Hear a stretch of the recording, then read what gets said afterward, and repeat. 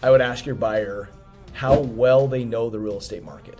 Do they feel like they could call an agent and negotiate and have enough knowledge that it could save them enough money not to pay an agent? How well do they know contract law? Do they feel comfortable writing up their own offers? What's up, guys? Duane Richins here, door-to-door realtor. Welcome back to the Real D2D show. I am in Atlanta right now getting ready to kick off a massive seminar that's going to help agents figure out some of the pitfalls they're going up against as the market changes, as our environment changes, as the NAR settlement takes place. And so gear up, get ready, going to take some notes. We're going to help you understand how to still win that commission. So tomorrow's seminar, we're going to spend about 4.5, 5 hours going through a lot of the nuts and bolts of just real estate in general and how to help people bring value to their clients so that their clients feel like they are making the buying and selling decision and not being sold. So if you're in the Atlanta area and you're getting this in time, I'd love to see you there. If not, make sure you're checking out for our live events because we're doing a lot of those in different states every month. So that being said, let's dive in. Now, within the next week to 2 weeks, the NAR settlement will have taken place. Buyer agent commissions are no longer going to be allowed to be on the listings. So you're going to have to negotiate that. So how do you provide value to your buyers? Now, number one, I would ask your buyer how well they know the real estate market. Do they feel like they could call an agent and negotiate and have enough knowledge that it could save them enough money not to pay an agent? Number two, how well do they know contract law? Do they feel comfortable writing up their own offers? Do they feel comfortable working through all the important dates? Earnest money.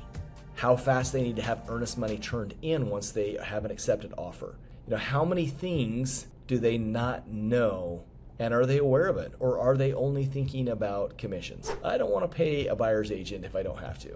Now, that being said, how well do they know how to negotiate an inspection, an appraisal, a multiple offer situation? Do buyers need real estate agents today? The answer is 100% yes. Just a lot of them don't realize what they need. And so in order to help them get to the point where they understand all of those things, we've got to walk them, sorry, my phone's ringing here. We've got to walk them through what we do, help them understand what, they don't know, because until they realize what they don't know, they're going to think they know how to do it. It can't be that hard to go buy a house.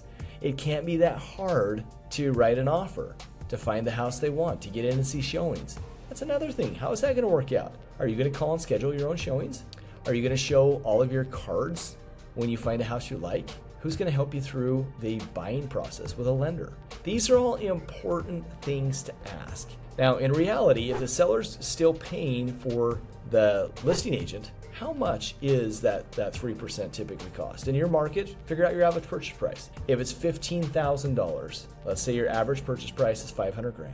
If it's $15K, is it worth it? Ask your buyer. Is there anything you're going to buy more expensive in your life than a house? How important would it be for you to have the right representation, to have an expert in the field? If you were going to go have brain surgery, would you find a discount place that does it for free? Or would you just try to do it yourself? Or would you be willing to pay a full percentage to whatever you need to pay to make sure the job's done right? And I'm going to tell you right now, everybody's going to say, I would pay whatever it takes if I have to have brain surgery. Why would it be any different on the purchase of a home? It's the most expensive transaction they're ever going to make in their lives. Why wouldn't they have an expert to guide them through that? Now, can you help bring down that $15,000 cost? Yes. How? If it's a buyer's market, can you negotiate at the purchase price? Can you negotiate closing costs? Can you negotiate payments made because of inspection items where it drops the payment down, or them to get stuff fixed that they wouldn't know is standard? How much of that $15,000 can you whittle away? How about all of it? And then what does that look like? So guys, as we start working through this, I think you also need to look at how much can you navigate and negotiate with the seller to be able to get them to pay a percentage of the real estate fees. And if you can get them to pay, let's say 1.5%, 2%, and your buyer only has to come up with 1% instead of 3%, how much more likely are they to use you as a real estate agent? Guys, right now, it's going to separate those that know how to sell from those that don't know how to sell. And those that don't know how to sell, guys, they're going to go out of business. It's a cold, hard truth. A lot of those people that are banking on friends and family, and that's all they talk to is friends and family, it's going to be hard to go ask them now, hey, pay me, even though you know I don't do a lot of real estate, but pay me to represent you as your agent. And if you're waiting for those buyer deals to come in and you're not taking listings and you don't know how to sell, watch out, guys. It's going to be a rough road as you move forward.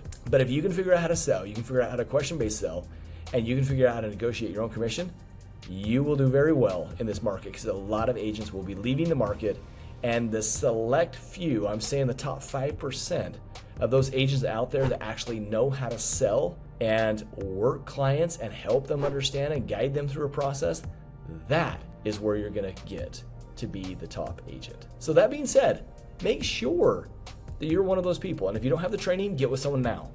Get that training immediately, because you're going to need it. Be that top percent that's going to dominate the market and just full on take names and take all the commissions and build a massive dynasty, because real estate is not going to look so easy anymore once you have to negotiate all of your own commissions on the buy side.